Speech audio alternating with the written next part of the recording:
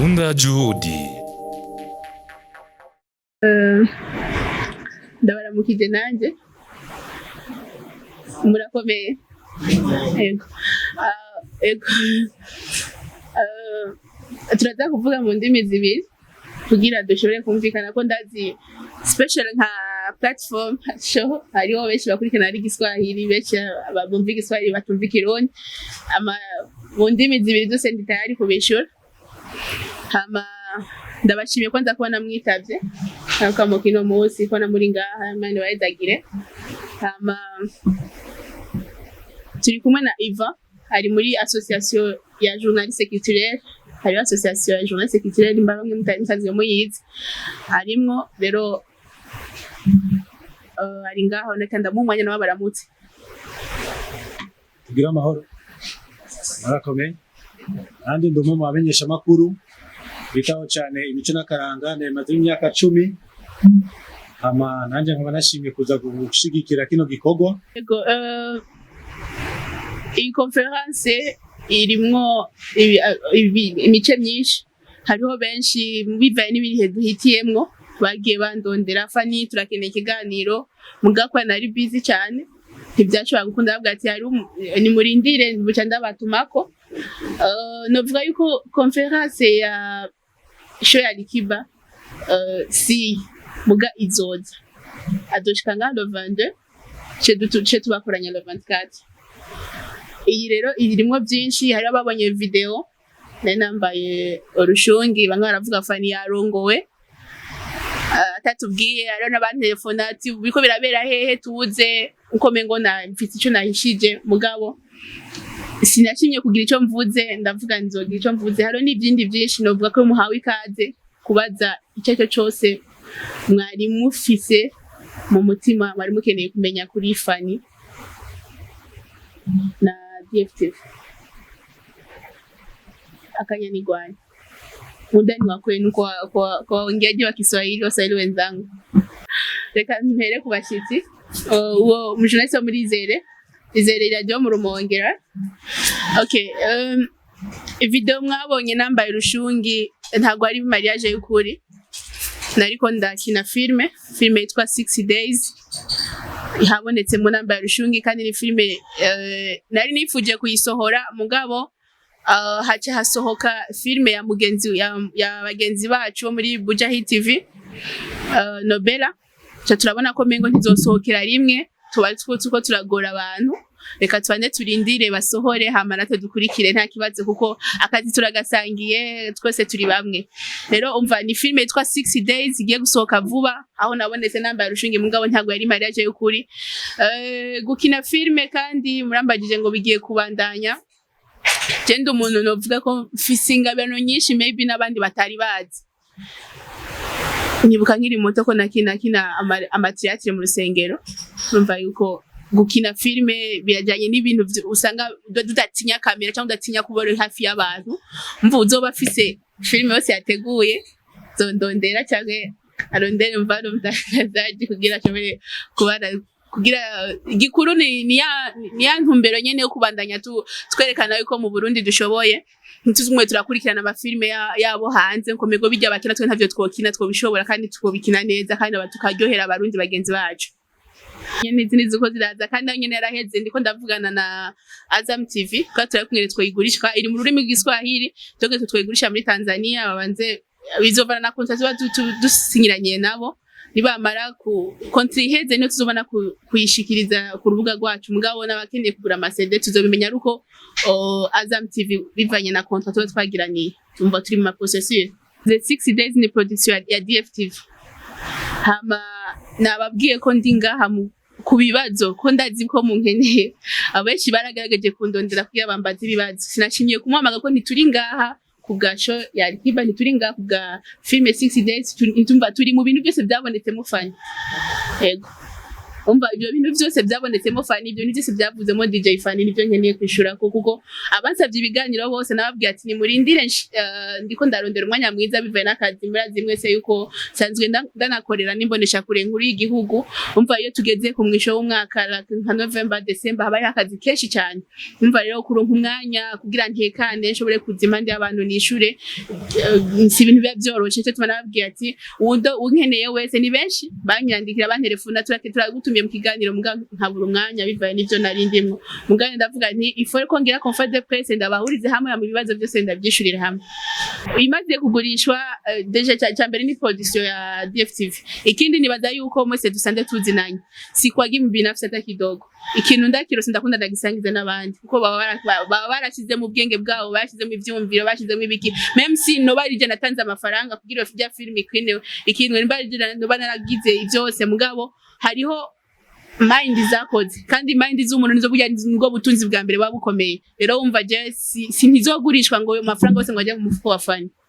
oya zogurishwa umuntu wese azi ko afite igikorwa yakoze na novuga n'umudirector wacu Logic Jamal asanzwe akora muri DFTV mugabo iyo filme iyo filme twakinye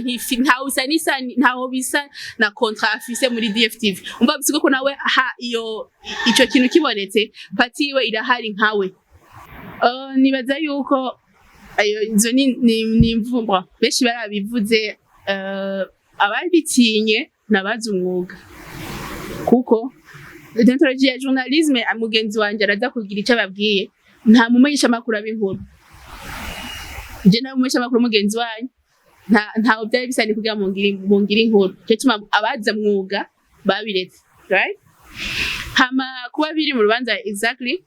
reka mpereze ndasigurire aceme umwanya iva DFTV yari muri societe yitwa Music FM yari ishani nk'ishami hakaba harimo n'izindi mva ni societe yari ifise abasosiye babiri societe nibaza murumvisha ico gisigura inishira hamwe y'urudandazwa rw'abantu babiri abanyamitaye babiri reka manda mu mwanya gatonya basomere stati kugira mu menchemera gusigura ico stati yavuga kugira mumve yuko abavuze ngo bamwe baravuga ngo Fani yivye ngo yarivye abandi ngo Fani ngo byinshi byaravuzwe nta nivyo nkeneye gusubiramwo lakini waliongea wengi ni wenye akili chafyatuka kwa sababu kama kila kija kufyatuka huwezi kuongea kitu ambacho hujapeleleza ujue ukweli kitu kama unataka kukiongelea jua umesikia nafasi ya mtu wa kwanza muulize na wa pili hii kitu kikoje sio uchukue kile cha kwanza ndio mtu unaongea en plus sasa kitu ndio tukasema vile vitu vimenipaga na vimenifunguaga mind fulani mimi niko mtu ambaye nilikuwa napokeaga message sana Fani nakupendaga Fani napenda kazi zako bla bla bla na comment nyingi lakini nilirudiaga kuangalia comment za watu wengi ambao walikuwa na comment kwenye ile issue nikaishiwa mtu ulikuwa mkutananaga naye mnaongeaga anashinda kukuuliza wewe ajue ukweli tena anaanza kuongelea kwenye mitandao hiyo imenipaga fundisho nijue ni watu gani ambao naishi nao unaona so hamna kitu cha kusema sijui ni ngoja aongee mwenyewe Ivan mbere ko mvuga ibi nashaka kuvuga turi kukintu aje kuvuga kijanye ko nta mumenyesha makuru ab'inkuru ahubwo muhamagari wabwo kumugwanirira mu gifaransa bwa l'ange sale consolant pour famille kubera iki mu gisoda iyo umusoda gize ikosa batamutwara muri yaje maparke tumenyereye abandi bantu bose bajamo niko basema banga bashaka kunyegeza kugira ntihagire abandi bantu bumva ibiko birabera indani wajeje umutekano natwe bwirero n'umuryango hakunaka bamwararaza ntabwo nitwe gaho tugenda tukamufuka agashambara ndabesha n'umunsi wo kumva umuvyeyi wawe mu bavyeyi bawe kumbure naho yoba twagwa no gukunda anyoterwa cyane siko gukunda kumbure inzoga hama mukumva hari abantu bariko baramuvuga nabi kubera eske byo kuryohera kumva ko nawe uri kuraterera mu kumuvuga nabi kwirigara kwishura aho ukorera ndetse n'ahandi excuse mugabo karakana kugira tubereke yuko duhamagari ahubwo kumugwanirira duhamagara ahubwo gufatana mu nda tukamugarukirako tukaraba mbega nigiki twomufasha kugira ivyo ariko arakora dushobore kubishigikira naho nivyo dushobora ugasanga yibwe cyangwa ugasanga birafite ukuri kuntu byagenze sinzi ko nuko murangi muco nshaka kuvuga hama rero tubandanije iyi Muziki FM ni societe yose ifite ukuntu itunganwa murabizi hari amategeko y'igihugu hari amategeko y'abantu babiri bagiranye ivyo bita ama contrat siko ariko rero isosiyete kugira ibeho biragusaba ko waciye kwa noteri bikagusaba ko waciye mu kigo kijejwe gufasha abanyamitahe ivyo bita API agence de promotion et des investissements murakizi rero ivyo byose rero bisaba kandi ko ufise amanife bisaba kurumva ivyo byose n'ama statut urelabora ugakora hamukatwara kwa noteri akagusinyira agakora akazi ka noteri yuko ivyo bintu ari byo n'amasezerano siko niyo umuntu ashaka kubakana n'uwundi ntibagira amasezerano baba baravuganye hagati yabo mu nyuma bakagenda imbere ivyo bita etat civil n'amasezerano y'abantu babiri rero imbere yanje hariho ivyo bita baraciye kwa noteri nkuko ngaha tubibona hari igenekerezo ry'indwi ukwezi kw'icenda muri 2018 mu mwaka w'ibihumbi 2018 rero statut murazizi ukuntu ziba zimeze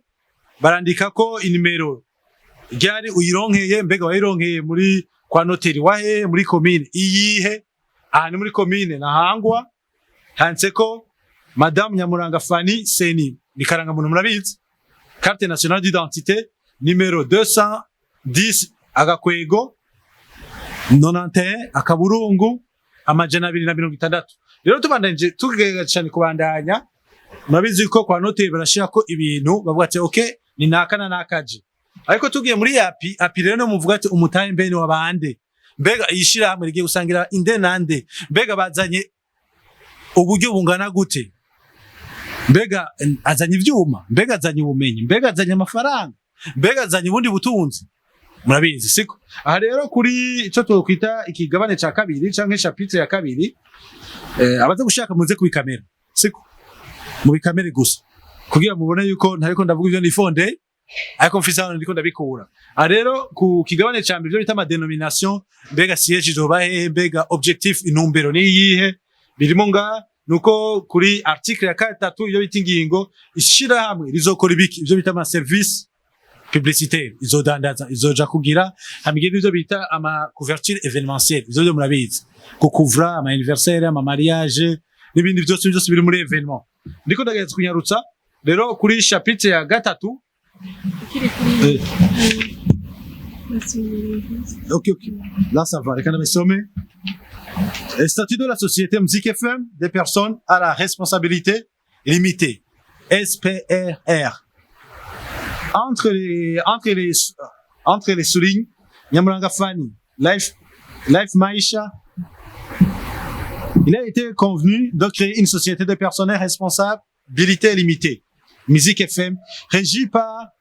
la présente statut et les lois en vigueur du Burundi spécialement par la loi numéro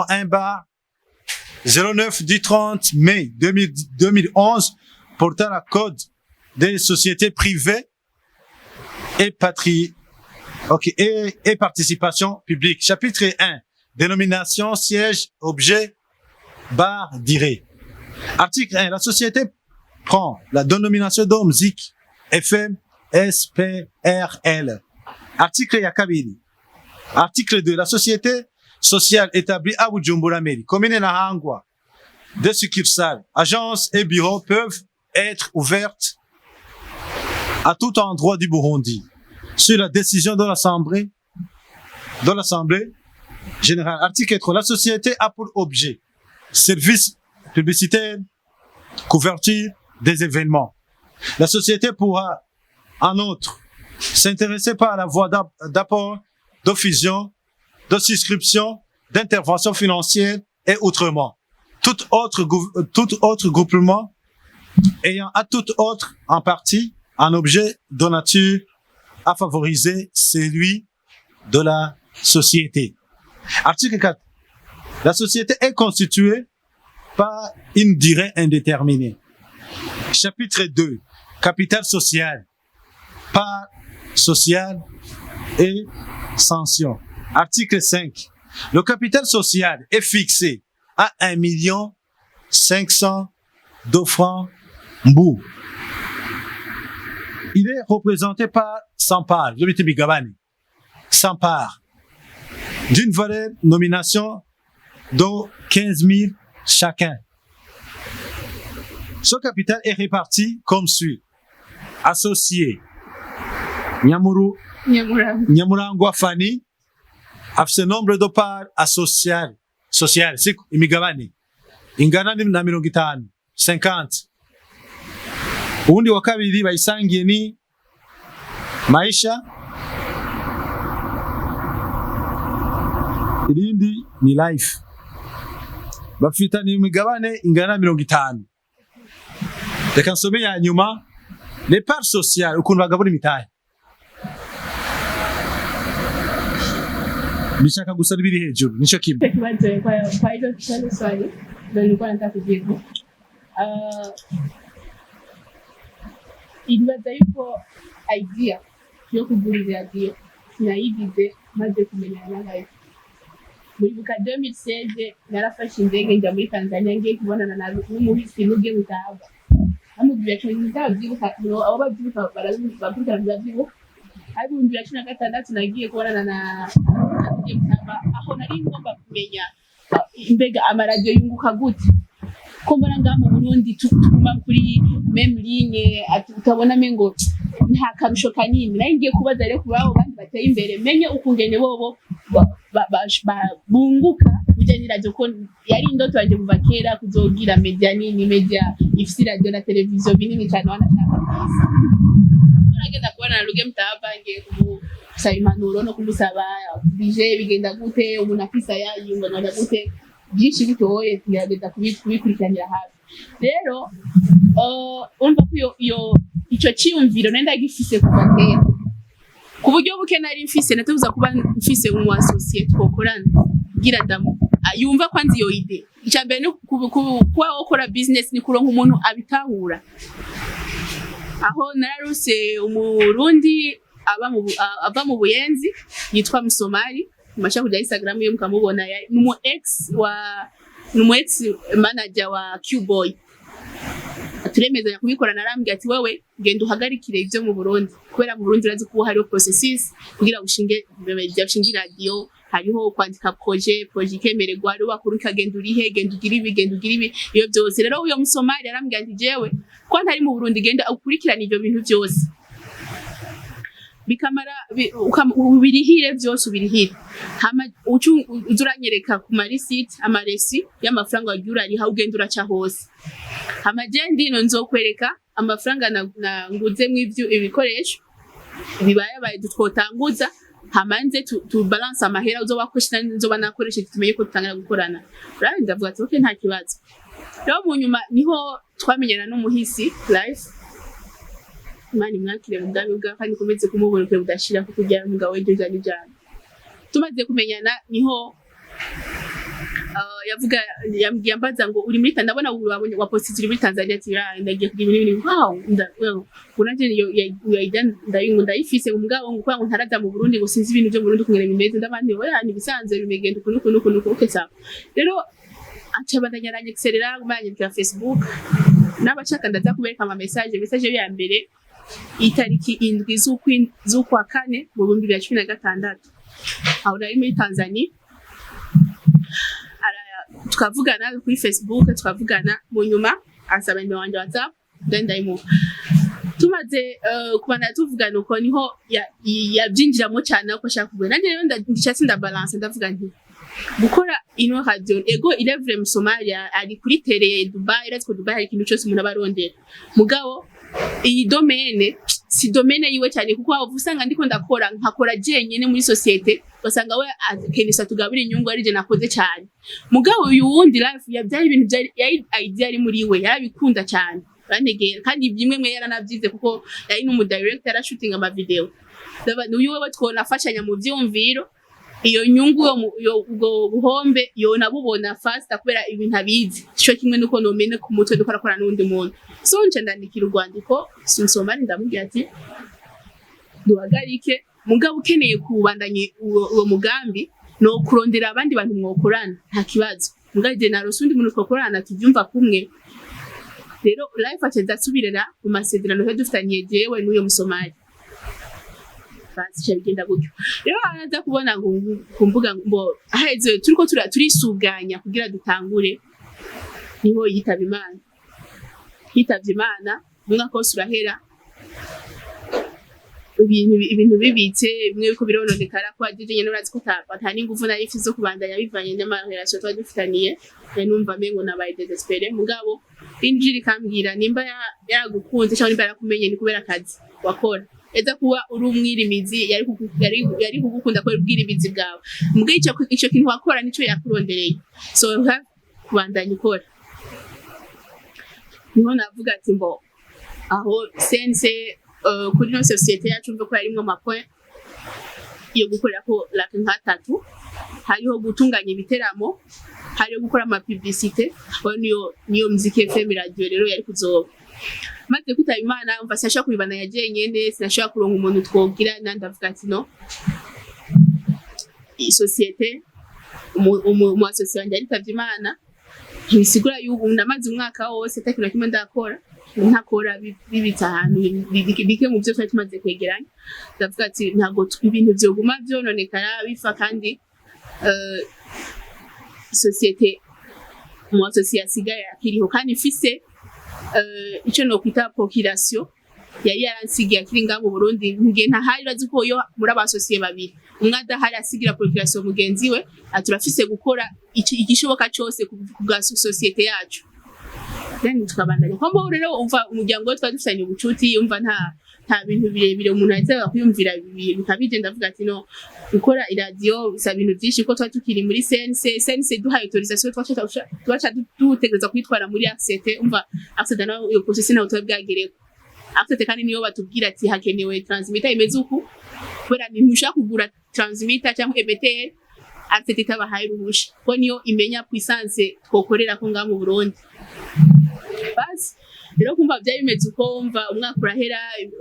ibintu bitangira kononekara isinga zikabora ibikimwe nibyo kwa byari bitahantu ndavuga ati ko nkora akantu gato rero byo bundi nanagiye kubona mbona umuntu ku marezo sociaux ngo baje kumwaka nibi ntaco nabarose mvuga kuko igihe cyose murazi yuko ntashoka mvuga Desho sinkunda sinovuga kuko haje Imana yaduhaye ubwenge butandukanye umwe afite ubwenge Imana muhaye rero umva ntushaka kubona ngo kana kakoze ikire kananje ndagikora ndabona ko bagiye hamwe kandi ku kiganiro yirondereye sivuga ni kiganiro bamurondeye kugira yirondereye umva bisigure ko yarafise nabandi bantu inyuma bamufashije bose badashimishwa no kubona intambwe fanyagezeko bari bakeneye kurondera ikintu cyo kogwa kugira bancafuze banyicira izina bantukishe mwene ivyo oya interview yararondewe kuko hari nandi ma televiziyo yaciyeko bikiganiro ngo mbavuga ibindi hari rero bamwambye ati oya twebye ntavyo twokora aragiraho igihe yahabwa interview handi hantu mugama muribuka ko mwabonye ko iyo interview itamaze n'imisi ngahe bace baba oblige kwifuta rero nababwira yuko hari ibintu bimwe muri urugwaruka turi mu babori no aje turimwo dukwiye kwiga kumenya kuvuga kwiga kumenya kuvuga ikintu mbere iki kintu ndakivuze bigende gute so rero bimaze kugenda uko ubutungane uravuga ati ko mutumvikana ibintu bitereza kuja hamwe mu butungane bukore nta minote nagiye nta gasho nigeze njamwo yani kubonye hari affaire pénale yari affaire civile yari commerciale yari société umva nta murumwe yari kunantororiza ry'amafoto yo mwabonye ngo nambaye minote ngo nagize iki nta ibintu bigeze binahaba n'umunsi wari nuko rero ibintu bimeze hama rero cyacarindiriye yuko sentare igira icyo bivuze ko kuko yaza kuba ibona yuko hari ibintu bitagenda neza kuko murazi ko uruno rubanza rumaze at least amezi 3 umva hose baba bakiriko baratoratoranya ibintu bavuga ati okay turabonye ibi umva rero society isazo ifise na nife registre commerciale ngice tuma ntaje bakuroka ikintu ndabivuga ko impande y'abantu kuko naraherewe kubona ibintu abantu ko barandika nkabona nk'umuntu nahora nsanzwe nzi turamukanya neza afise n'inimero yiwanje akanenwa kumbaza fani bide gute nkabona ku social media bla bla bla bla bla okay fine bo DFTV rero irabandanya ndazi yuko mwese mubibona nta utuze duhagarika ibiganiro abana dukora kandi murabona ko dukora n'ubu rero aho kubereka yuko ibikorwa biriko biraba iri muri ko mubariko baratunganya DFTV fatikanye na DJ Entertainment nibo badanya Alikiba mu Burundi sigure ko indoto je yiwanje gukorera cyabana ya nobody ashaka kustopinga jeyo ndiko nkora ikintu kiri muri je sinkora ikintu kwa nakibonye kuri kanaka mpaye nkora ikintu kiri muri jeyo so nkora ikintu kiri muri jeyo ni ku masengesho y'abantu bamwe batahura ibintu ku masengesho y'abavyeyi banje bamvyaye ni lazima imani ifashe kandi lazima mbandanye ntera imbere gusubira inyuma n'igikondo mbandanye ntera imbere at least mpaka mfuye abakeneye kubona DJ Fanny atakiri nka DJ Fanny labda wanitwari korogeso sinzi ko ntitwavugana nawe kuva umuhisi itabimara je nitwe tuvugana cause nta kuntu wo kwibaza womenya umuntu yagufashije umuntu yagukuye muri kino gihugu akagutora mu kindi urazi nk'umuntu agutwaye mu kindi gihugu abantu bamaze gutembera barabizi Tanzania ni igihugu cyambere kigoye kubamo kuko n'umubanyi arajya kuraba umubanyi muba muri kumwe urashaka gusonza we akaba ariko arajya kandi muko murarabana beho urashaka kugatera inkuru umwe mbwa bariko aramiragura umuntu yagutwaye nga imagine umuntu gitavye Imana harahera indwi batarazana ikiziga indwi zibiri tugandaye muri famille nta musi n'uyu yigeze ashika kandi ari ngaho Bujumbura none uyo muntu weza mubo uvuga niki cubona yuko muri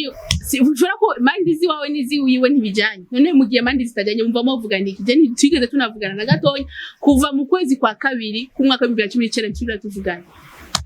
umva je sinabashaka kumenya ibiri muri we sinashobora kuvuga ngo ndagiye biburimo ndabimukuremo atavyonzi ataki nta kintu na kimwe narinzi kandi ciza nuko hagati y'ibikorwa vya jewe nawe nta cyabona cyari gihari kandi ataranapfa wenyene Live TV yarayihagaritse ababo babizi ni mu mbeshuzi yarayihagaritse kuko umva je nari mfise DFTV kuva ntaramumenya babe DJ Fanny TV kuva jena tutaramenyana DJ Fanny TV yari hari kandi ariyo nikiganiro mugiye kuri YouTube mu video ya mbere mwoyibona yuko murayizi ni video tutaranamenyana umva DJ Fanny TV yari hari nawe azana live TV nka live TV rero mu nyuma mu bakozi biwe sinzi ibintu bitagenda neza kuko yavuga ngo ndabahemba muga ntibakora je sinari umusinzi twakorana muri ivyo bintu rero umva abahemba badakora sinzi ivyo byabaye arayihagarika cyavuga ati reka Foxing na Muziki FM ndabona ko ibintu bizoba bimena umutwe hama kuvyerekeye yuwendaye jewe akiriho wenyene nta nubwo nari ngiye muri yuwendaye yari hariho ikintu cyari kimaze kuba je nawe inshuti burengeje cyabona ko mengo sinshaka kubana yamvugana nawo niyo misore so arambye ati reka ndondere wundi muntu hagararira yuwendaye ame yaje hata Mungu anasamia mimi na hata sasa hivi sina matatizo naye au sina matatizo nao walioongea wote kwangu yashagaisha sinaga matatizo hata kidogo sababu hii ni dunia tunapita sasa kesho leo kusema leo namkasirikia fulani kafanya hivi huko kwa Mungu tenda kwa disia nini kwa hiyo siwezi kukasirika sababu hata baadaye sijui kulikuja hata mchango ni mchango wa marehemu Karim na pia Mungu amlaze mahali pema peponi baadaye kusema eti sijui tunasubiria kuona list ya Fanny anafanyaga mambo mengi mimi sinatoaga msaada mimi kwanza mtoa msaada kwenye dini langu ni sawabu mimi natafuta sawabu ni sawabu kutoa na furahi na yani na kila siku mimi nikitoa lazima Mungu anifanyie maajabu kubera bitubatuza kudutunganyiriza ubutungane bwo kudutunganyiriza abantu babiri ntimwahuje none utayewe kugira bahuze cyangwa bagabure cyangwa batandukanye tunanyosha kidogo rero abaririmbyi bandi baracyaza sibajya bonyene mwabonye n'abandi baracyaza hama kuvyerekeye sponsor nibaza yuko mwagerageje imikino umuntu yari yakoze yibaza kora mu bindi bihugu yo usohoye like cover cyangwa umuririmbyi azwi agapostinga abavuga ati Burundi ndaje Tanzania ndaje Uganda ndaje amakampuni no nyine atagaragaza kumurondera ranegeye kurondera abari muri organisation bimeze gute rumva kugira bashobore kumenya ukungene basunika business yabo umva ama service abajanye na marketing atagerageza kumurondera no kuri no babwira yuko tugeze turo umuntu aturondera so nibaza ko ari kono vuga maybe ni kweli mu show umwaka nkuko beshi yawe twagiye batanga makete bavuga ngo bije ngo zaraheze kwa ngo ari no dutanze ikete twadodoye ukora dodoye winjiye watanze ikete wasiguye ivyerekeye igiteramo bakwishuye ati watu twe ngoma bije ntifashe neza kwa mu show umwaka sitoruhusu kuje kukuta watu ambao niwo kwenye organization yote wapate. Nadhani nakumbuka hata last year kwenye show ya Asle hakuna mtangazaji aliyerudia nyuma, lakini kuna mtu anakuja umfahamu akwambia mimi ni mtangazaji, hana dabaje, huyo utafanyaje? Sitamwambia wewe hapana. Bwana amefika bwana, shukrani sana na nyinyi wote. Shemeji yangu pia nakushukuru, nashukuru wote ambao mmefika, media ambayo yako hapa. Niliwaambia hii nashukuru sana DFTV, nashukuru sana nyinyi wote ambao mmefika. Mungu awabariki na wapendeni sana, na watazamaji wetu Mungu awabariki pia. Waendelee kushare linki za ma TV online Burundi, kwa sababu Burundi ndio nchi pekee ambayo TV online hazilipi kiasi ambacho mtu ametumia kwenye gharama ya kuweza yaani kulipa. Unaweza kufanya biashara, kwa mfano umeinvest 100,000 lakini kwenye siku 2-3 watu wanapata hata 150,000, mshaingiza 50,000, lakini kwenye TV online sio hivyo. Kwa hiyo mbarikiwe sana, namshukuru Eva manager, nyote wote nawashukuru, asante, nawapenda sana.